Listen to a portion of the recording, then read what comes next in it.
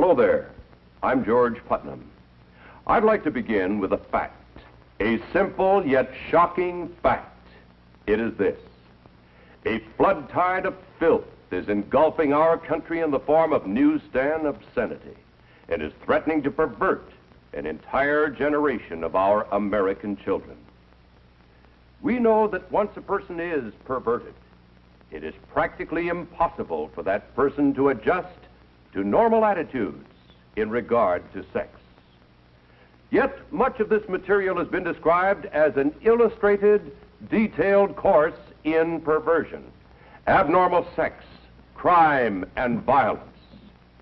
It is also a fact that no matter who buys this material, 75 to 90% of it ends up in the hands of our children.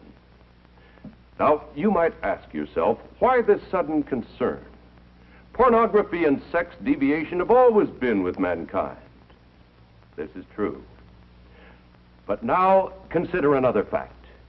Never in the history of the world have the merchants of obscenity, the teachers of unnatural sex acts, had available to them the modern facilities for disseminating this filth. High-speed presses, rapid transportation, mass distribution, all have combined to put the vilest obscenity within reach of every man, woman, and child in the country. In the past few years, this obscenity traffic and salacious newsstand literature have become increasingly worse, not only in content, but in volume. This traffic continues to increase and flourish for one reason. It is big business, profitable business for the mercenary persons who produce it, and for its more than 800 distributors. The United States Supreme Court has described it as dirt for dirt's sake. We describe it as dirt for money's sake. Obscene literature is a $2 billion a year business. That's $2 billion. Through this material, today's youth can be stimulated to sexual activity for which he has no legitimate outlet.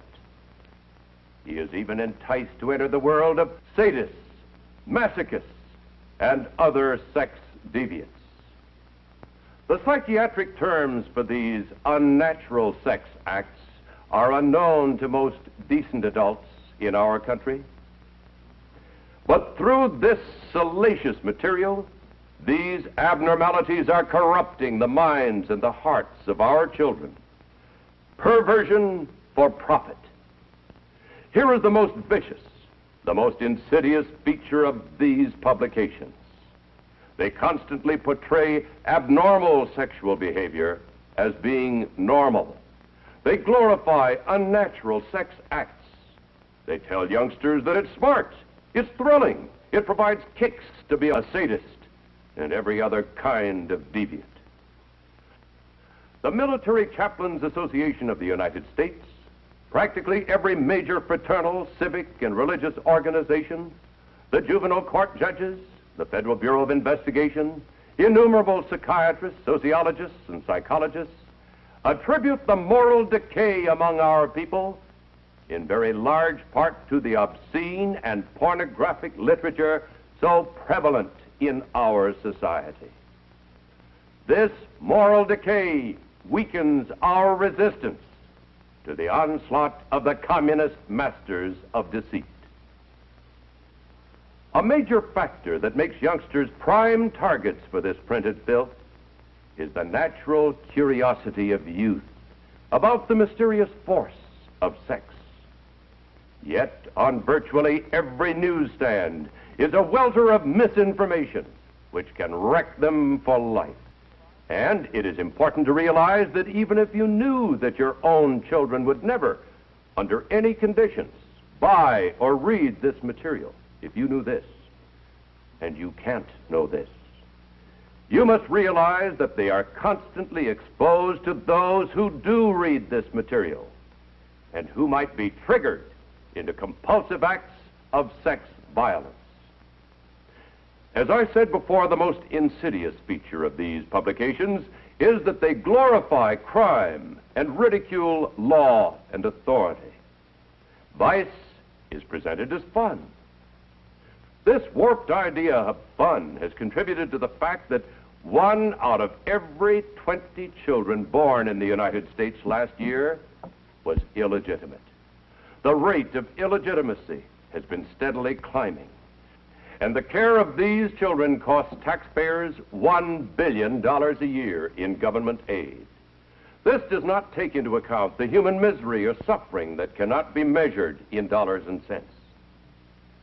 What these publications promote as fun has helped to increase the spread of venereal disease in this country.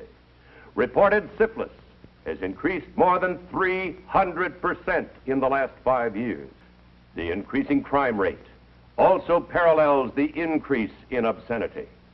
A vicious crime of violence, murder, forcible rape, or assault to kill is being committed every 3 minutes. The total cost of crime in human waste, misery, tax, and material loss is beyond calculation. Sex-mad magazines are helping to create criminals faster than we can build jails to house them. This $2 billion a year racket is challenging every mother and father in this country and everyone interested in the welfare of our children. The question is this: do you want your children stimulated and driven into an early, unstable marriage before they have had a chance to achieve the economic, educational, and emotional stability necessary for family life?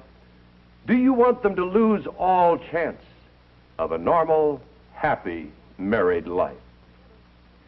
Opponents to the control of obscene literature state that the circulation of this material is the price we pay for freedom in this country.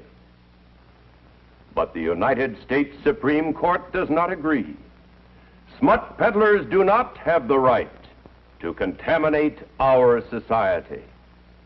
This is a nation of laws, and you and I have a constitutional guarantee to police protection of our welfare. The law is our weapon. Here in a typical courtroom, a judge is instructing the jury in the case of a smut peddler.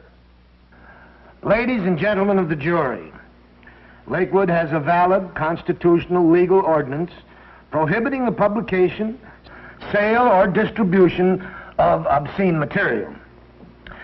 It is under this law that the defendant herein was arrested and prosecuted.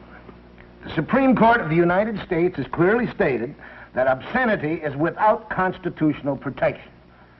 The Supreme Court has defined obscenity as material which deals with sex in a manner appealing to the prurient interest.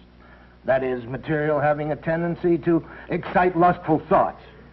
It might be well to point out that it is not necessary to prove that this material has led to an act of violence or sex crime, but merely that the material taken in itself is obscene.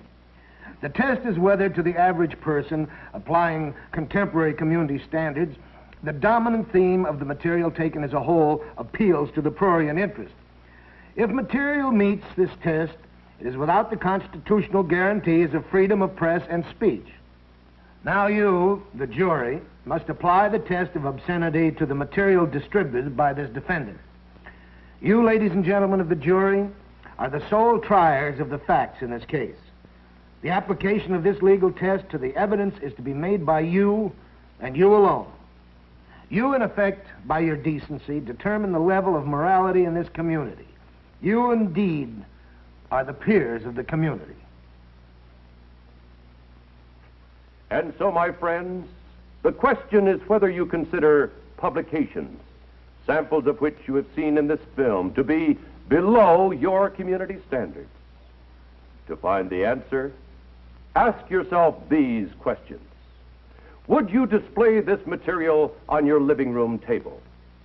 Do you find such material in the living rooms of your friends and neighbors? Would you read stories from these publications to your family or friends? Would you undertake to sell this material from door to door? Of course you would not. Your community standards are far above this depraved material.